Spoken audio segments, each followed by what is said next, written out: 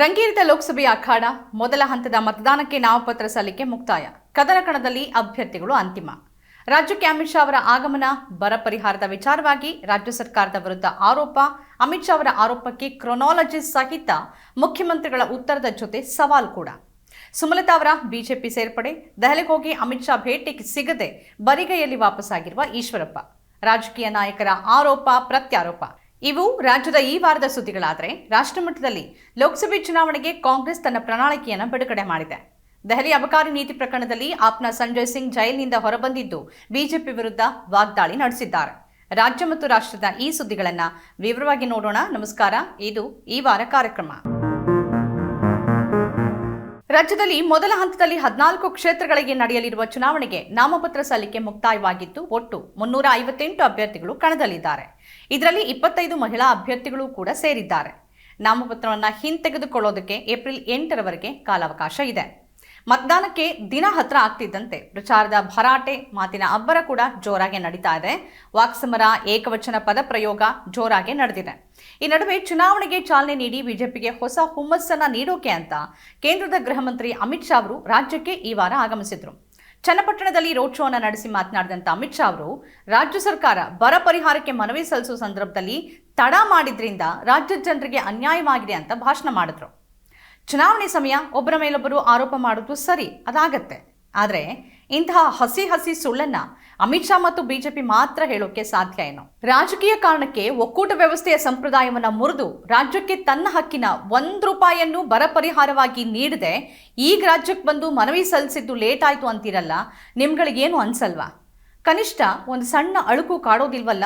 ಮೆಚ್ಚಬೇಕು ನಿಮ್ಮನ್ನ. ಸುಳ್ಳೇ ನಮ್ಮನೆ ದೇವರು ಅನ್ನೋ ಥರ ಪುಂಖಾನುಪುಂಖವಾಗಿ ಸುಳ್ಳನ್ನ ಹೇಳಿದ್ರು ಕೂಡ ಜನ ನಂಬ್ತಾರೆ ಅಂತ ಅಂದ್ಕೊಂಡಿದ್ದೀರಾ? ಅಮಿತ್ ಶಾ ಅವರು ಹೀಗೆ ಸುಳ್ಳನ್ನು ಹೇಳ್ತಾ ಇದ್ದಂತೆ ಮುಖ್ಯಮಂತ್ರಿಗಳು ಮತ್ತು ಕಂದಾಯ ಸಚಿವ ಕೃಷ್ಣ ಬೈರೇಗೌಡರು ಅಮಿತ್ ಶಾ ಸುಳ್ಳಿನ ವಿರುದ್ಧ ಮುಗಿಬಿದ್ರು. ಮುಖ್ಯಮಂತ್ರಿ ಸಿದ್ದರಾಮಯ್ಯನವರು ಅಮಿತ್ ಶಾ ಭಾಷೆಯಲ್ಲೇ ಕ್ರೊನಾಲಜಿ ಸಮೇತ ಯಾವಾಗ ಬರ ಘೋಷಣೆ ಆಯಿತು, ಯಾವಾಗ ವರದಿ ಸಿದ್ಧವಾಯಿತು, ಕೇಂದ್ರ ತಂಡ ರಾಜ್ಯಕ್ಕೆ ಬಂದಿದ್ದು ಯಾವಾಗ, ತಾವು ಮತ್ತು ಕೃಷ್ಣ ಬೈರೇಗೌಡರು ನರೇಂದ್ರ ಮೋದಿ ಅಂದರೆ ಪ್ರಧಾನಿಯವರನ್ನ ಭೇಟಿಯಾಗಿದ್ದು ಯಾವಾಗ ಅನ್ನೋದನ್ನ ದಿನಾಂಕ ಸಮೇತ ವಿವರಿಸಿದ್ರು. ಮಾಹಿತಿ ಸುಳ್ಳಾಗಿದ್ರೆ ರಾಜೀನಾಮೆ ಕೊಡ್ತೀವಿ, ನೀವು ಕೊಡ್ತೀರಾ ಅಂತಾನು ಅಮಿತ್ ಶಾಗೆ ಸವಾಲ್ ಹಾಕಿದ್ರು. ಅಮಿತ್ ಶಾ ಏನಾದರೂ ಹೇಳೋದು ನಿಜ ಆಗಿದ್ರೆ ಅದನ್ನ ಸಾಬೀತು ಮಾಡಲಿ. ಅದನ್ನ ಬಿಟ್ಟು ಸುಮ್ಮನೆ ಮೈಕ್ ಮುಂದೆ ಸುಳ್ಳಿನ ಭಾಷಣ ಬಿಗಿಯೋದಲ್ಲ. ಸಚಿವ ಕೃಷ್ಣ ಬೈರೇಗೌಡರು ಕೂಡ ದಾಖಲೆಯನ್ನು ಇಟ್ಕೊಂಡು ಅಮಿತ್ ಶಾ ಸುಳ್ಳನ್ನ ಎಳೆಯಾಗಿ ಬಿಡಿಸಿಟ್ರು. ಈಗಾಗಲೇ ಈ ವಿಚಾರದ ವಿರುದ್ಧ ರಾಜ್ಯ ಸರ್ಕಾರ ನ್ಯಾಯಾಲಯದ ಕದ ತಟ್ಟಿದೆ.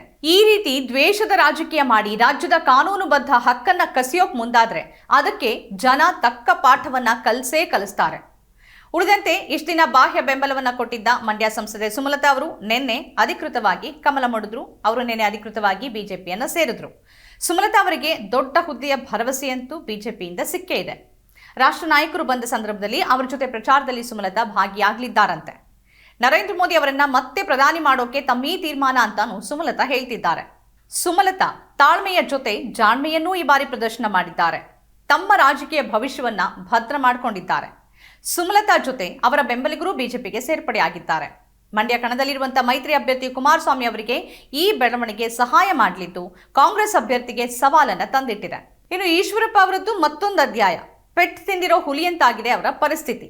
ಮಗನಿಗೆ ಟಿಕೆಟ್ ಸಿಗದೆ ಯಡಿಯೂರಪ್ಪ ವಿರುದ್ಧ ಸಿಟ್ಟಿಗೆದ್ದು ಶಿವಮೊಗ್ಗದಲ್ಲಿ ಸ್ವತಂತ್ರ ಸ್ಪರ್ಧೆ ಅಂತಿದ್ದ ಈಶ್ವರಪ್ಪ ಅವರಿಗೆ ಈ ವಾರ ರಾಜ್ಯಕ್ಕೆ ಬಂದಿದ್ದ ಅಮಿತ್ ಶಾ ಅವರು ಸ್ಪರ್ಧೆ ಮಾಡಬೇಡಿ, ದೆಹಲಿಗೆ ಬನ್ನಿ ಮಾತಾಡೋಣ ಅಂತ ಹೇಳಿದ್ರು. ರಾಜ್ಯಾಧ್ಯಕ್ಷರ ಬದಲಾವಣೆ ಏನಾದರೂ ಆದರೆ ನಾನು ಸ್ಪರ್ಧೆಯಿಂದ ಹಿಂದೆ ಸರಿತೀನಿ, ಸ್ಪರ್ಧೆ ಮಾಡಲ್ಲ ಅಂತ ಉತ್ಸಾಹದಲ್ಲೇ ದೆಹಲಿಗೆ ಹೋದ ಈಶ್ವರಪ್ಪ ಕೊನೆಗೆ ಅವಮಾನಿತರಾಗಿ ವಾಪಸ್ಸಾಗಿದ್ದಾರೆ.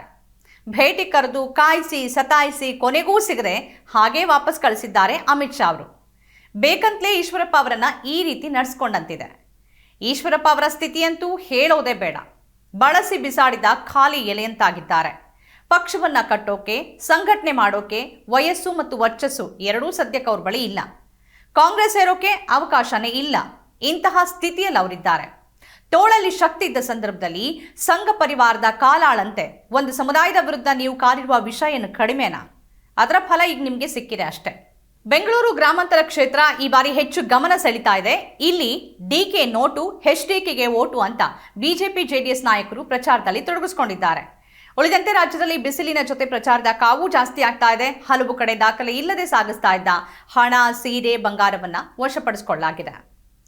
ಇನ್ನು ರಾಷ್ಟ್ರಮಟ್ಟದಲ್ಲಿ ಲೋಕಸಭೆ ಚುನಾವಣೆಗೆ ಕಾಂಗ್ರೆಸ್ ತನ್ನ ಪ್ರಣಾಳಿಕೆಯನ್ನು ಘೋಷಣೆ ಮಾಡಿದೆ.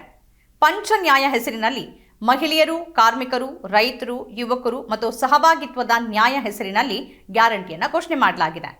ಭಾರತ್ ಜೋಡೋ ಯಾತ್ರೆಯಲ್ಲಿ ಇಡೀ ದೇಶದ ಜನರ ಸಮಸ್ಯೆ ಅರಿತಿರುವ ರಾಹುಲ್ ಗಾಂಧಿ ಮತ್ತು ಕಾಂಗ್ರೆಸ್ ಆ ವರ್ಗದ ಜನರ ಬದುಕಿಗೆ ಸಹಾಯ ಆಗುವ ರೀತಿಯಲ್ಲಿ ಪ್ರಣಾಳಿಕೆಯನ್ನು ಸಿದ್ಧಪಡಿಸಿದಂತಿದೆ. ಪ್ರಣಾಳಿಕೆಗಳು ಕೇವಲ ಔಪಚಾರಿಕವಾಗಿದ್ದ ಕಾಲವೊಂದಿತ್ತು.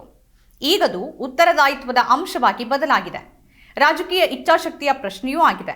ಇದಕ್ಕೆಲ್ಲ ಕಾರಣ ಆಗಿದ್ದು ಕರ್ನಾಟಕದ ಗ್ಯಾರಂಟಿ ಯೋಜನೆಗಳು.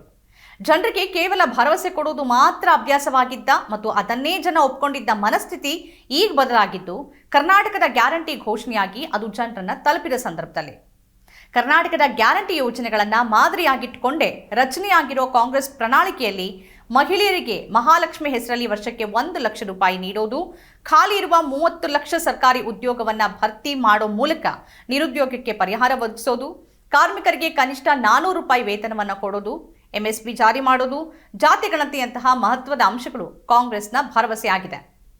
ಕಾಂಗ್ರೆಸ್ನ ಈ ಭರವಸೆಯಿಂದ ಬಿಜೆಪಿ ಕೂಡ ಒತ್ತಡಕ್ಕೆ ಸಿಲುಕಿದೆ. ಬದುಕಿನ ನಡುವೆ ಧರ್ಮ ಈ ಬಾರಿ ಕೈ ಹಿಡಿಯೋದು ಕಷ್ಟನೇ.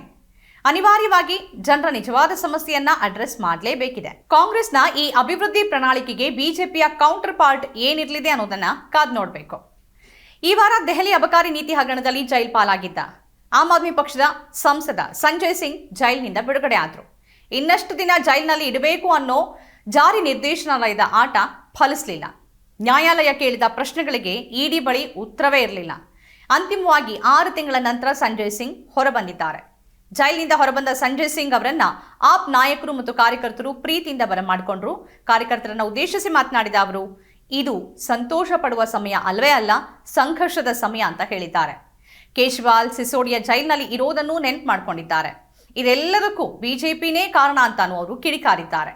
ವಿಪಕ್ಷಗಳ ನಾಯಕರನ್ನ ಹೀಗೆ ಜೈಲಿನಲ್ಲಿಡೋದು, ಆ ಮೂಲಕ ಅವರನ್ನ ನಿಯಂತ್ರಣ ಮಾಡೋದು ಬಿಜೆಪಿಗೆ ದುಬಾರಿ ಆಗ್ಲಿದೆಯಾ? ಇದೆಲ್ಲದಕ್ಕೂ ಮತದಾನದ ಮೂಲಕ ಜನ ಉತ್ತರಿಸಲಿದ್ದಾರಾ? ಕಾದ್ ನೋಡಬೇಕು.